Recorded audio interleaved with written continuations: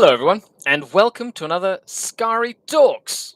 With me, Skari, your grateful host here on YouTube. Thank you so much for tuning in. This is the weekly opinion show where I talk about stuff that matters to me in the hobby.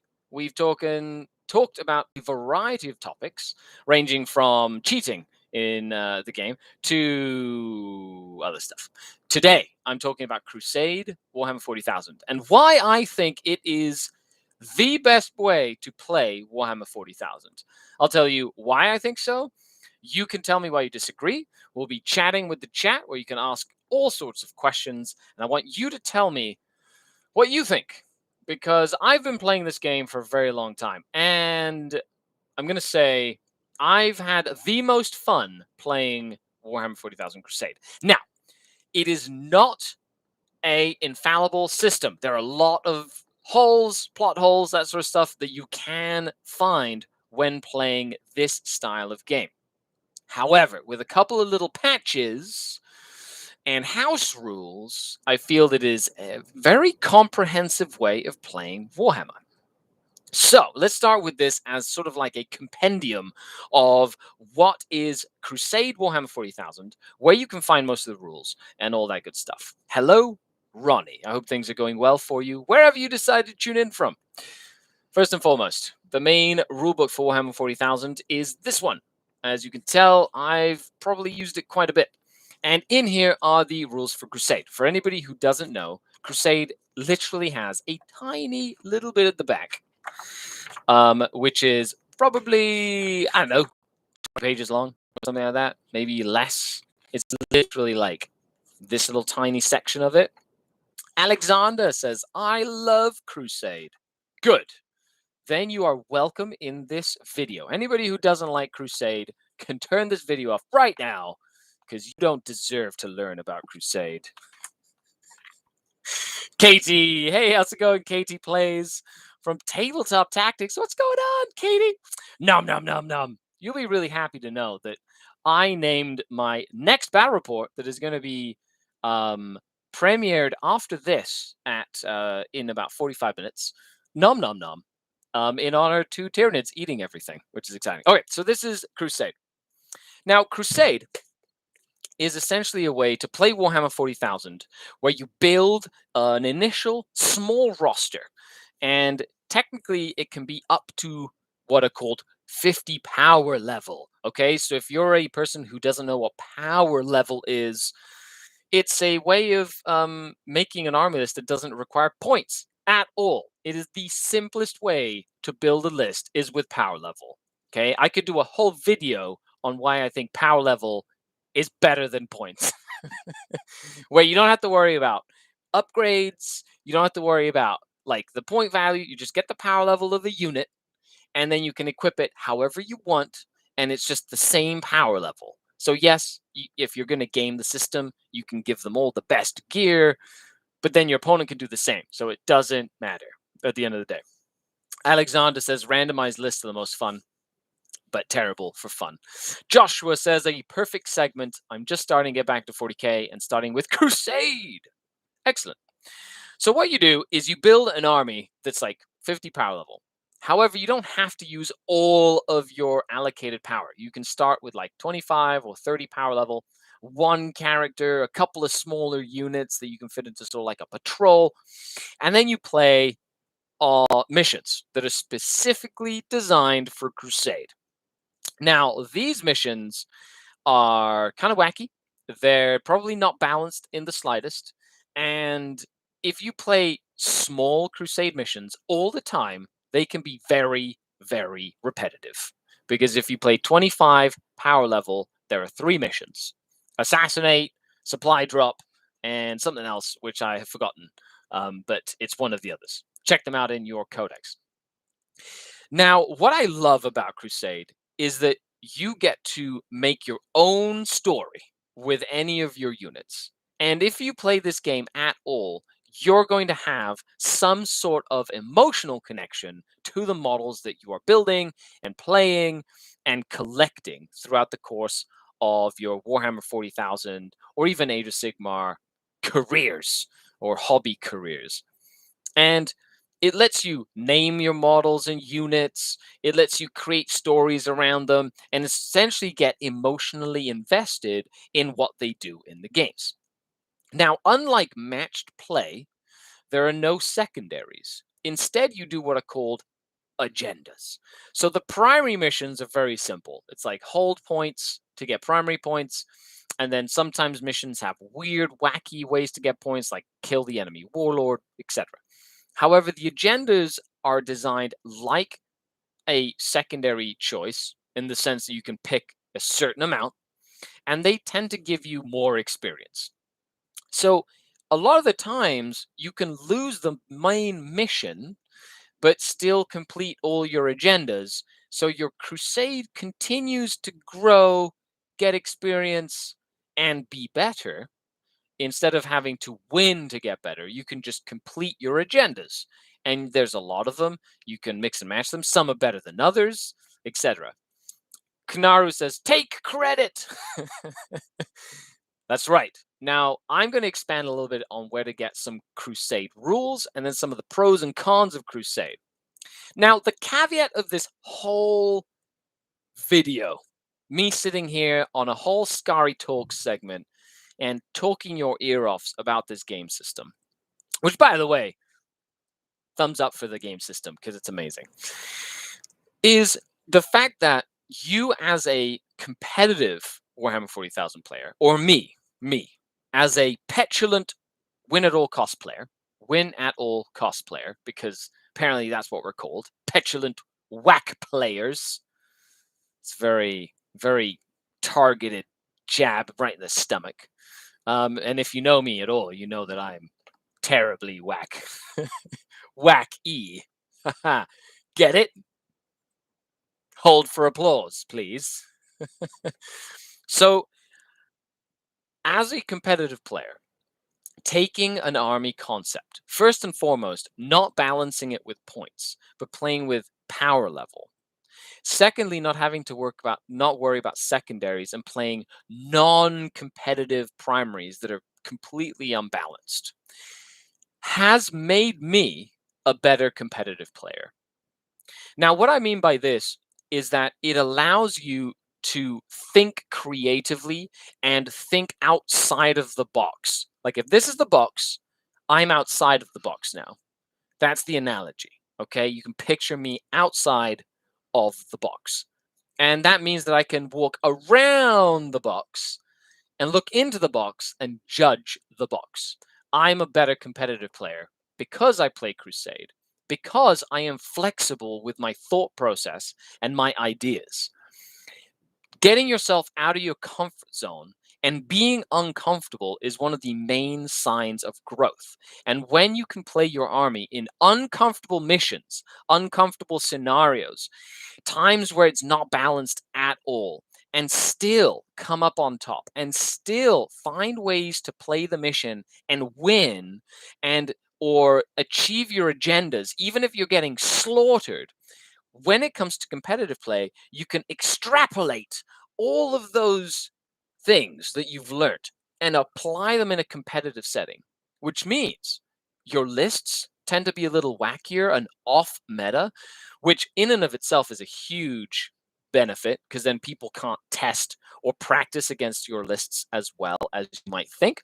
Secondly, it means that you find value in some of the weirder, less used choices in competitive play.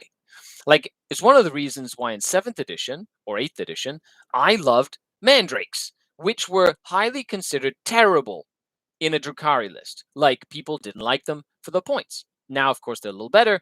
But back then, I played with mandrakes. And in my army and the way I played, and for problem solving missions, they filled a lot of gaps that I needed filled within sort of like the competitive nature of the game. But the only way I realized that they were good at solving problems for me was playing narrative and crusade games where I'd play them and they'd come in and deep strike here or kill this or get me points over here.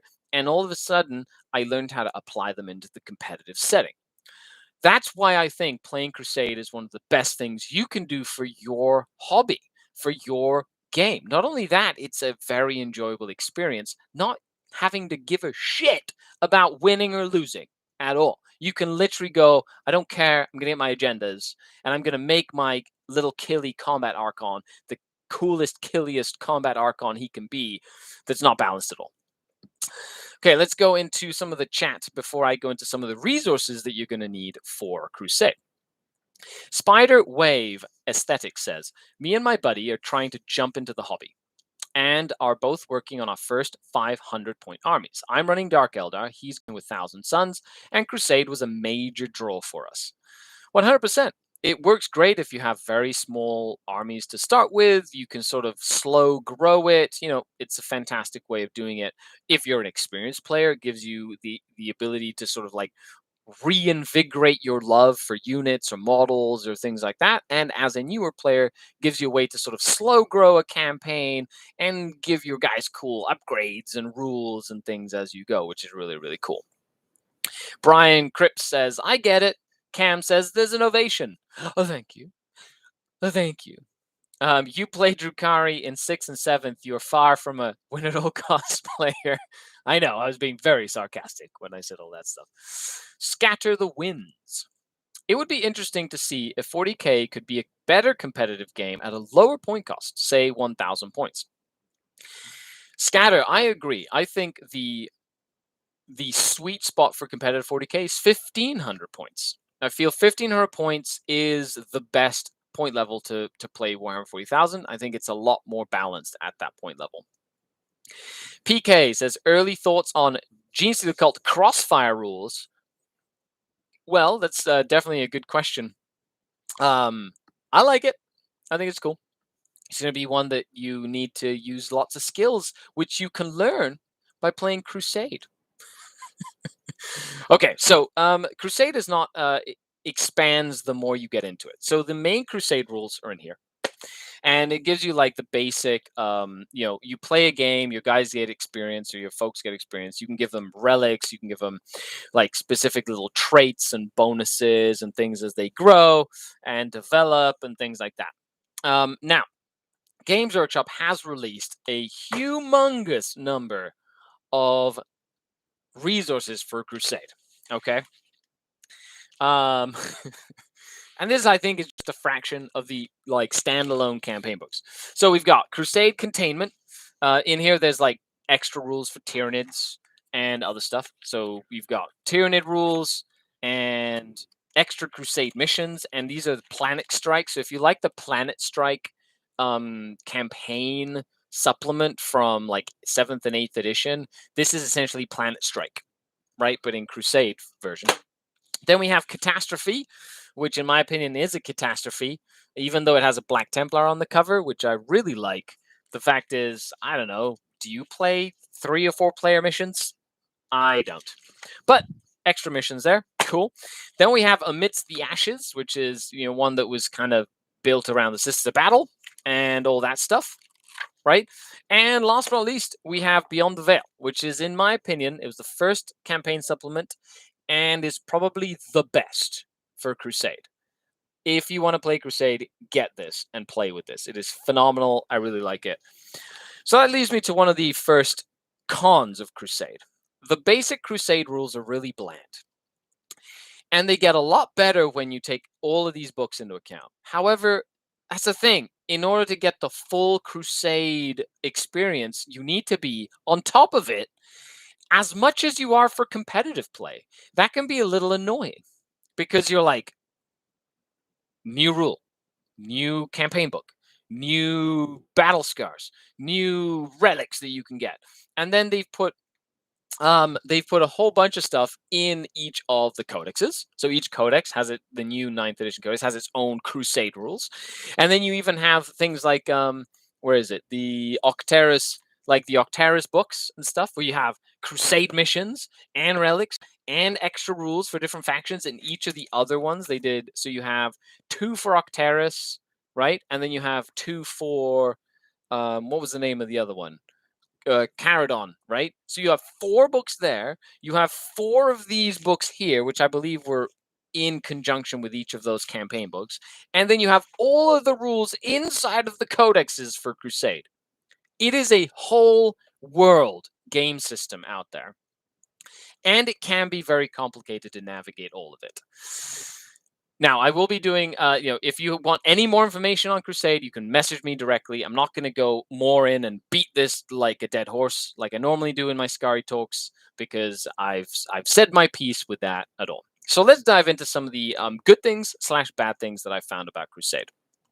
And hello, Greenblood Crusade. How's it going? And Spliff McNeely says, I want your green dice. Take my money. Thank you for letting me know. We're waiting for the green dice. We have a set of Skari dice that's going to be up for purchase pretty much within the next couple of weeks.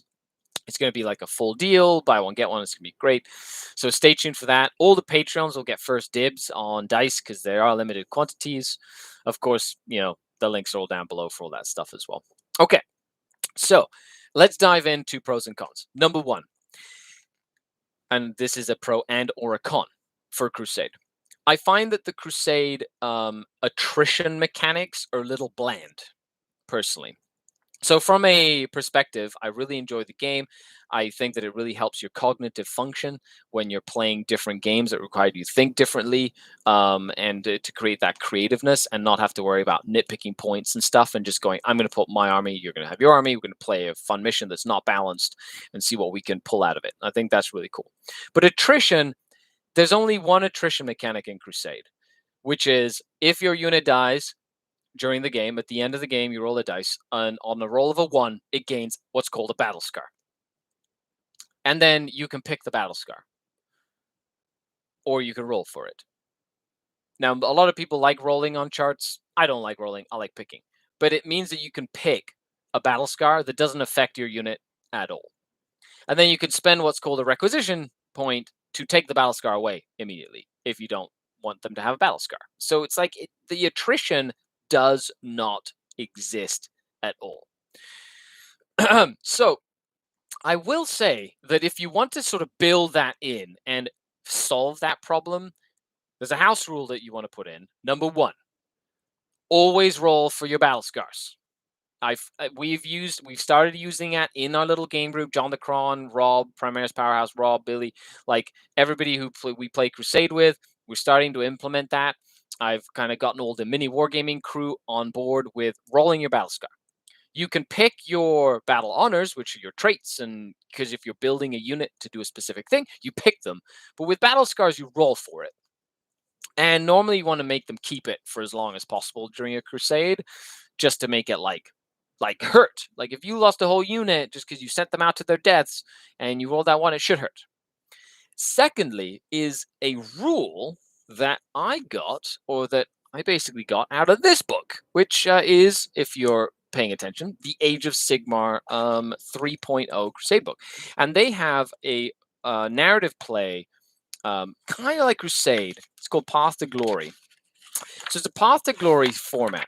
Now, in the Path to Glory system, your units don't get as cool as they do in like Crusade. So like they don't get as many bonuses or cool stuff. And your heroes is more about the heroes kind of getting their stuff. But they have a fantastic attrition rule.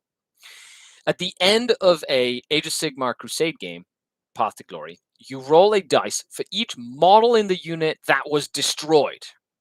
Now this means that, and if on a roll of a 1, the unit takes a casualty marker for each roll of a 1. So if you have a unit of 20 whatevers, orcs, and you lose all 20 of them, at the end of the game, you're rolling 20 dice. And say you roll 4 1s, your unit gets 4 casualty markers. So the next game, I use that unit. If it has casualty markers, I remove 1 model from the unit for each casualty marker it has taken. So what we did is I've applied that directly to Warhammer 40,000, and it works amazing. You roll a dice for each model that you lose at the end of the game from a unit, in addition to if they were completely destroyed for the battle scar. On a 1, they take a casualty marker. At the start of the next game, you remove a model for every model that was removed that way.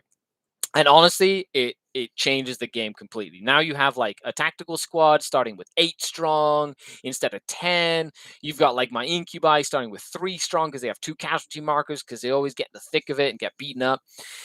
And you can spend requisition points to essentially roll for each casualty marker, and for each 4+, you get to remove 1 casualty marker. So if you have 4 casualty markers on a unit, spend a requisition.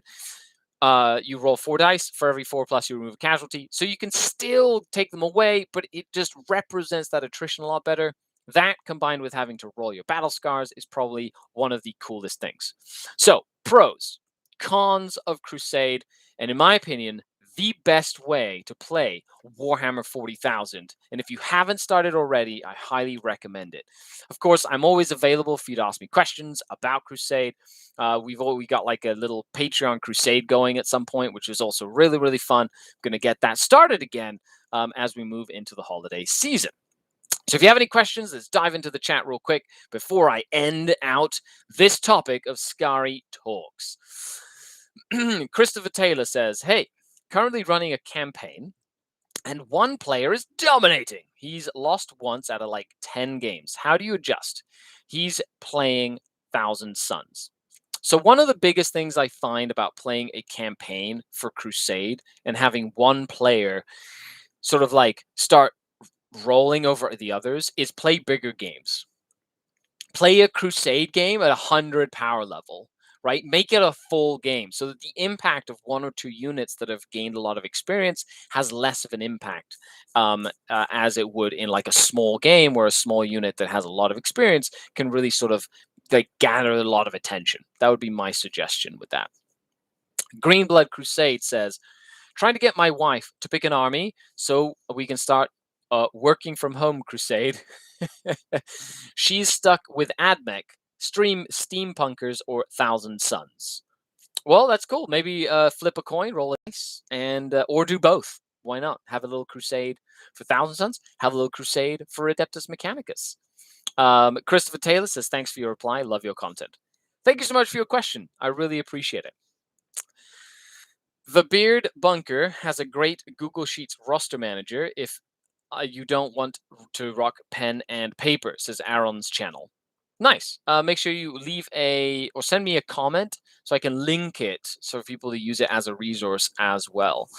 Okay, so another thing I want to say is Games Workshop released a booklet that has like a Crusade booklet. I'll tell you, it is an absolute waste of money.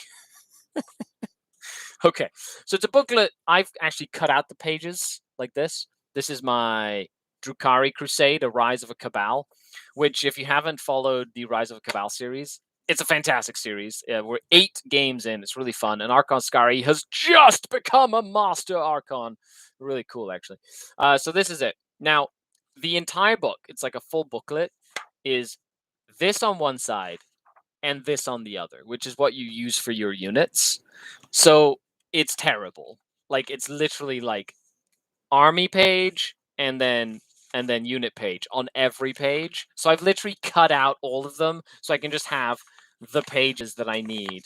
So I highly recommend you just make your own or photocopy the one in the main rulebook or something, because anyway, that's my recommendation as well. Also, there's this the tactical deployment stuff, which is the terrain thing. Does anybody even know that this exists? Whoa, I got really blurry all of a second. There you go. Man, this camera. Come on, reset camera. Ha! There we go. Okay, folks, that's all I have for you for Skari Talks today. I'm Skari, your grateful host. Huge shout out to the channel Patreons, without whom I wouldn't be able to do this. Most of my content is free here on YouTube. So if you'd like to help the channel grow, support the Denizen community, check the link down below. Jump on Patreon for like $5 a month and get a part of the awesome community, extra videos, extra content, and the Denizen community on Discord as well, which is from all over the world, and we're all really positive. So thank you very much. Have a great afternoon. Like, share, subscribe, and all that good stuff. And I'll see you on the next Skari Talks. I've been Skari, your grateful host, signing off until next time. Skari out. Ah, the Dark Kin. Play Crusade or bust!